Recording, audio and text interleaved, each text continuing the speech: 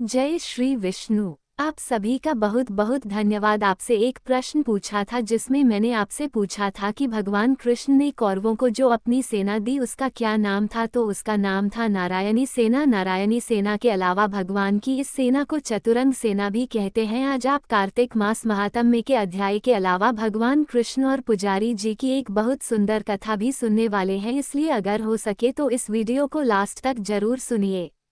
एक वीडियो में मैंने आपको राधा रानी और भगवान कृष्ण की कहानी सुनाई थी, जिसमें एक मंदिर का जिक्र मैंने किया था कि वो मंदिर महाराष्ट्र में है। आप में से कुछ लोगों ने कमेंट में पूछा था, तो वह महाराष्ट्र में गढ़चिरौली करके एक जगह है, वहां पर स्थित है। लेकिन जो राधा रानी का मुख्य मंदिर है वह बरसाने में ही है। आप वृंदावन जाए, आप गोकुल जाए, वहां पर आपको भगवान कृष्ण राधा रानी के बहुत सारे मंदिर मिल जाएंगे।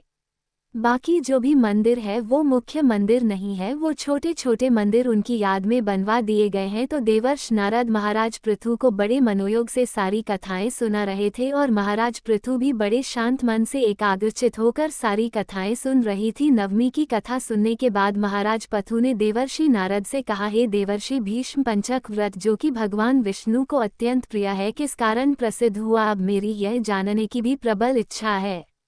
देवर्षि नारद कहने लगे, हे राजन, यह व्रत तो अनादिकाल से था परंतु बीच में लुप्त हो गया था। दोबारा ये कब और कैसे प्रारंभ हुआ, अब इसका इतिहास भी सुनो। इस युग में भगवान कृष्ण ने भीष्म पितामह को यह व्रत बतलाया था और उन्होंने ही सर्वप्रथम इसे किया था, इसी कारण यह व्रत भीष्म पंचक के नाम से प्रसिद्ध हुआ। हे राजा पृथु, महाभारत युद्ध से पहले पांडवों की ओर से जब भगवान श्री कृष्ण कौरवों को समझाने के लिए गए, तब सबसे पहले वह विदुर जी के पास पहुंचे। विदुर जी ने उनका अत्यंत आदर सत्कार किया। फिर श्री कृष्ण जी भीष्म जी के पास गए। वहां जाकर कुशल क्षेम के बाद श्री कृष्ण ने अपने आने का संपूर्ण वृतांत भीष्म पितामह को कह सुनाया। सुनकर भीष्म जी कहने लगे कि हे भगवान, तीनों लोगों के स्वामी होते हुए भी आप केवल पांडवों की ओर से ही दूत बनकर क्यों आए हैं, और पांडवों के प्रति आपका इतना प्रेम होने का क्या कारण है। तीनों लोग तो आपके वश में है, तब पांडवों ने ऐसा कौन सा व्रत, तप, दान, पुण्य या यज्ञ किया है, या फिर उनके पास ऐसा क्या वशीकरण है जिसके कारण आप उनके वश में हो गए हैं।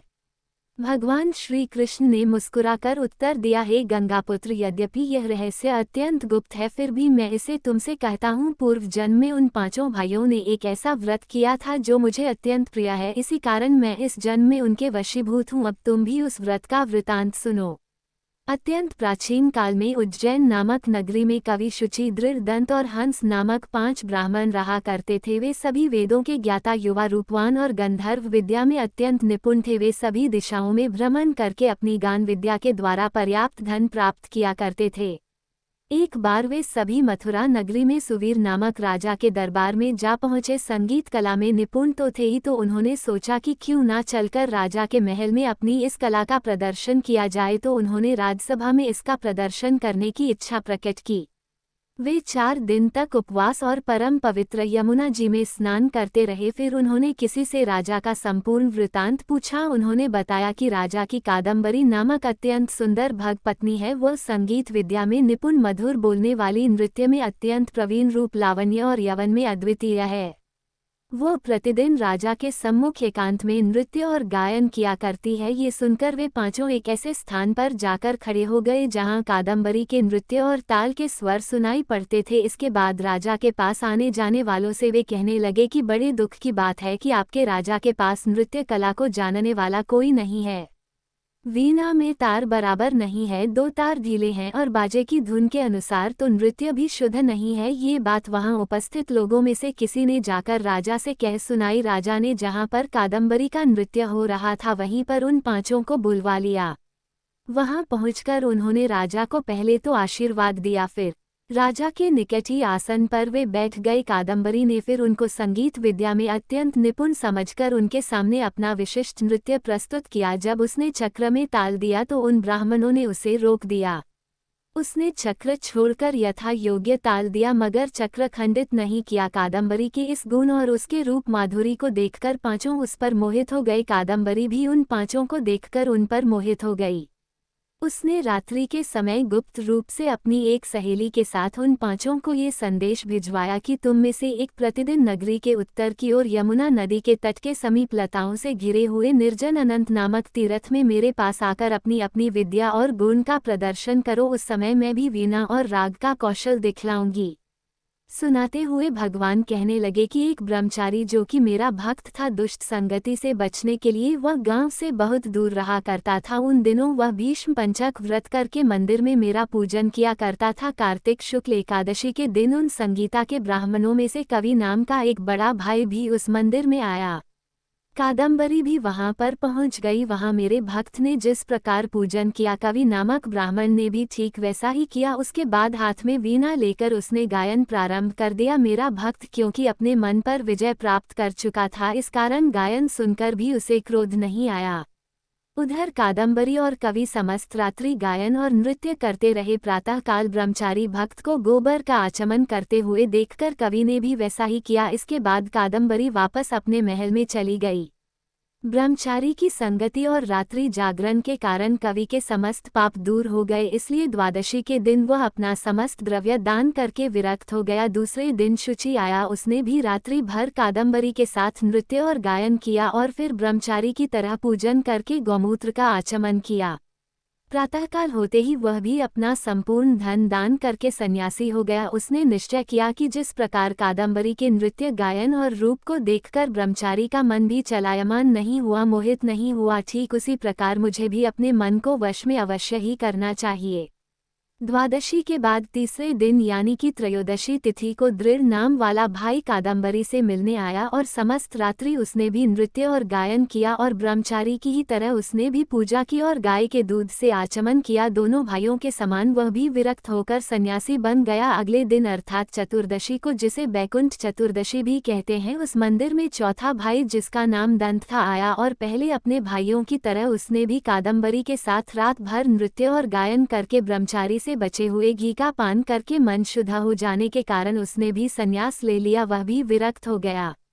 सबसे अंत में अर्थात पूर्णिमा को हंस नामक सबसे छोटे भाई ने आकर ब्रह्मचारी को प्रणाम किया और यमुना जी में स्नान करके आंवले के वृक्ष के नीचे श्राद्ध कर्म किया और बाद में अपने ही भाइयों के समान वह भी विरक्त हो गया। इस प्रकार पांचों भाइयों ने एक एक दिन यह व्रत किया। कथा समाप्त करते हुए भगवान श्री कृष्ण ने कहा, हे भीष्म, कार्तिक मास में हमारा पूजन और दान पुण्य करने से करोड़ों यज्ञों के समान फल प्राप्त हो जाता है। उधर राजा ने नित्य प्रति रात्रि में कादम्बरी के मंदिर में जाने का समाचार पाकर उसे महल में ही बंद कर दिया, जिससे वह मंदिर न जा सके। कार्तिक मास में हमारे सामने नृत्य गायन करने के कारण वही कादम्बरी अगले जन्म में द्रौपदी हुई। हंस नाम वाला ब्राह्मण आंवले के वृक्ष के नीचे श्राद्ध आदि कर्म करने से युधिष्ठिर हुआ। एकादशी के जागरण के कारण कवि अर्जुन, शुचि, सहदेव, दंत, नकुल और दृढ़ नाम वाला ब्राह्मण पराक्रमी भीम हुआ। हे भीष्म जी, वस्तुतः पूर्व जन्मों में पांडवों द्वारा किए गए इस व्रत के प्रभाव से ही मैं उनके वशीभूत हूँ और इस जन्म में मैं उनका साथ दे रहा हूँ।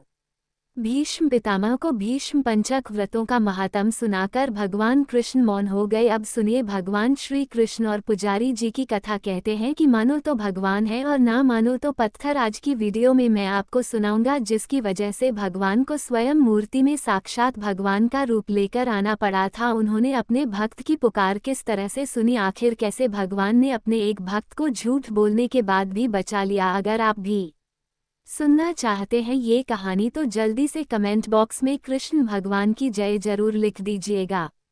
एक बार एक राजा ने अपने राज्य में भगवान कृष्ण का एक विशाल भव्य मंदिर बनवाया और उसमें पूजा करने के लिए एक पुजारी को भी नियुक्त कर दिया। अब पुजारी जो थे वह पहले से ही बड़े कृष्ण भक्त थे। अब तो पुजारी जी बड़े मन से चारों पहर अपने कान्हा जी की सेवा करने लगे। बड़े प्रेम भाव से उनकी सेवा करते, उन्हें भोग लगाते, उनका श्रृंगार करते। इस प्रकार कान्हा जी की पूजा पाठ और उनकी सेवा करते हुए पुजारी की उम्र बीतने लगी। राजा जिसने वहां मंदिर का निर्माण करवाया था वह हर दिन नियम से कान्हा जी के दर्शन करने के लिए आता, लेकिन मंदिर में पहुंचने से पहले वह अपने एक नौकर के साथ एक फूलों की माला भेज दिया करता, जिसे वह पुजारी पहले भगवान को पहनाते और फिर जब राजा दर्शन करने के लिए आते तो आशीर्वाद स्वरूप वही माला भगवान की गले से उतार कर राजा को पहना देते। इस प्रकार राजा के और पुजारी जी के दिन बीत रहे थे। एक दिन की बात है, राजा जो है वो किसी कारणवश मंदिर में नहीं जा पाया। अब उसने अपने सेवक से हर दिन की तरह माला भिजवा दी और पुजारी को ये संदेशा भी भिजवा दिया कि आज हम मंदिर नहीं आ पाएंगे, इसलिए सेवक के हाथों ही यह माला हमारे लिए भिजवा दीजिएगा आप। सेवक माला देकर और संदेशा कहकर मंदिर से चला गया। पुजारी जी ने हर दिन की तरह अपने कान्हा जी को वह माला पहना दी। अब पुजारी जी ने कान्हा जी को माला तो पहना दी, लेकिन उनके मन में एक विचार भी आया। सोचने लगे, मुझे भगवान की सेवा करते हुए एक बहुत लंबी उम्र बीत गई, लेकिन मैंने आज तक ये माला नहीं पहनी जो मैं भगवान के ऊपर से उतारकर राजा को पहना हूँ। अब सांसों का क्या भरोसा, कब जान चली जाए। अगर आज कान्हा जी ने खुद ये कृपा करी है तो क्यों ना यह माला मैं आज खुद ही पहन कर देख लूं। ऐसा सोचकर पुजारी जी ने वह माला भगवान के गले से उतारकर खुद पहन ली और यह सोच लिया कि जब नौकर आएगा तो उसे अपने गले से उतारकर यह माला मैं दे दूंगा। अब भगवान के गले से उतारी गई माला को पहनकर पुजारी जी तो धन्य हो गए, बड़े प्रसन्न हुए और मन ही मन भगवान को कोटि कोटि धन्यवाद करते रहे। तभी अचानक बाहर से पुजारी जी ने आवाज सुनी कि राजा की सवारी मंदिर में पहुंचने वाली है। अब जब पुजारी जी ने यह बात सुनी तो वह घबरा गए। अचानक सेवक की आवाज सुनकर राजा के ऐसे अचानक आ जाने से पुजारी जी बहुत घबरा गए। अब उन्होंने सोचा कहीं राजा ने मुझे यह माला पहने हुए देख लिया तो बहुत क्रोधित हो जाएंगे और हो सकता है मुझे सजा भी दे। ऐसा सोचकर पुजारी जी ने वह माला अपने गले से निकालकर फिर से कन्हैया जी को पहना दी। सिर्फ राजा के क्रोध से बचने के कारण पुजारी जी ने वह माला तो भगवान को पहना ना दी। लगे पश्चाताप भी करने, सोचने लगे कि यह तो मुझसे बहुत भारी पाप हो गया। भगवान के गले की माला मैंने खुद पहनी और अपने गले की माला निकालकर फिर से भगवान को पहना दी, ये तो मुझसे बहुत पाप हो गया। लेकिन दूसरी तरफ पुजारी जी को राजा के क्रोध का भी डर था। अब पुजारी जी मंदिर के एक कोने में खड़े हुए राजा का इंतजार कर रहे थे। तभी राजा मंदिर में आ गए और फिर पुजारी जी ने भगवान के गले की माला उतार कर राजा को पहना दी। अब जैसे ही राजा ने अपने गले में वह माला पहनी, उसे माला में एक सफेद बाल दिखाई दिया, जिसे देखकर राजा को सारी बात समझ में आ गई। राजा समझ गया कि यह माला जरूर पुजारी ने पहले खुद पहनी है और अब जब मैं आ गया तो मुझे भी यही माला पहना दी। इस पुजारी ने मेरे साथ छल किया है। ऐसा सोचकर राजा को गुस्सा आ गया। अब राजा ने पुजारी से पूछा कि एक बात बताइए, इस माला में सफेद बाल किसका है, क्योंकि पुजारी जी भी बूढ़े हो गए थे और उनके सर के बाल भी सफेद थे। अब पुजारी ने जब ये सब देखा तो सोचा कि अगर मैंने अपना नाम ले लिया तो राजा तो मुझे सजा जरूर देगा, इसलिए पुजारी ने जल्दी में कह दिया कि यह तो भगवान का बाल है। इस बात पर राजा को बहुत गुस्सा आया कि पुजारी झूठ पर झूठ बोल रहा है। अब भला मूर्तियों के बाल कब से सफेद होने लगे। इस पर राजा ने पुजारी से कहा कि ठीक है, अगर तुम्हारी बात सच है तो कल मैं श्रृंगार करते समय आऊंगा और तब मैं देखूंगा कि भगवान के बाल काले हैं या सफेद, क्योंकि जब भगवान का श्रृंगार किया जाता है तो उनका मुकुट भी उतारा जाता है और मुकुट उतारते समय बाल दिख जाते हैं। अगर भगवान के बाल काले निकले तो हे पुजारी, मैं तुझे इस पाप के लिए मृत्यु दंड दूंगा। राजा ऐसा आदेश सुनाकर वहां से चला गया। अब राजा के जाते ही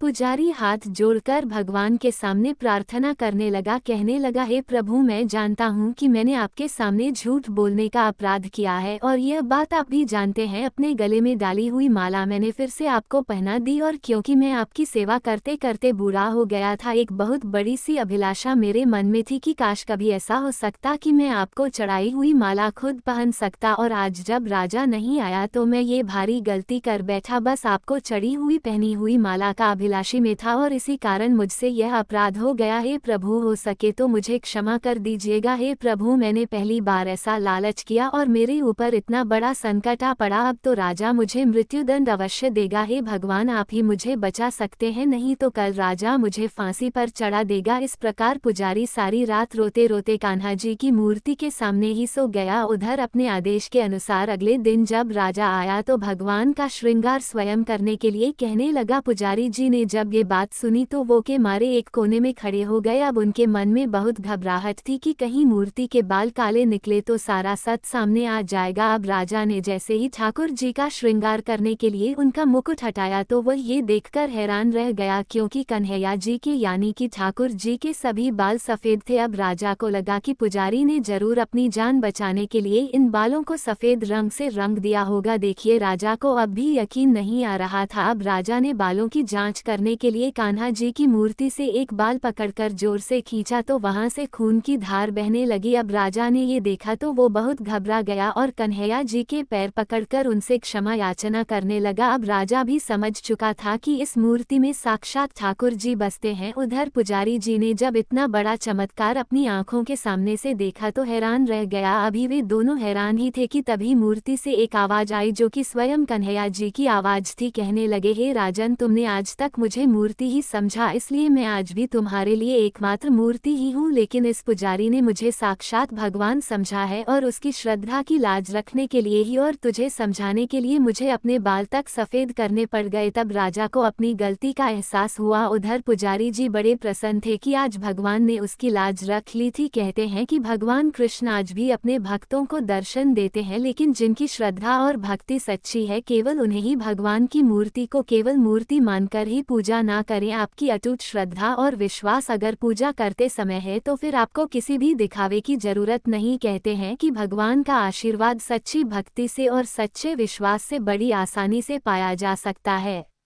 तुलसी माता की जय। भगवान श्री कृष्ण की जय। यदि आपको यह वीडियो पसंद आया हो तो इसे लाइक करें, अपने प्रियजनों के साथ शेयर करें और चैनल को सब्सक्राइब करना न भूलें।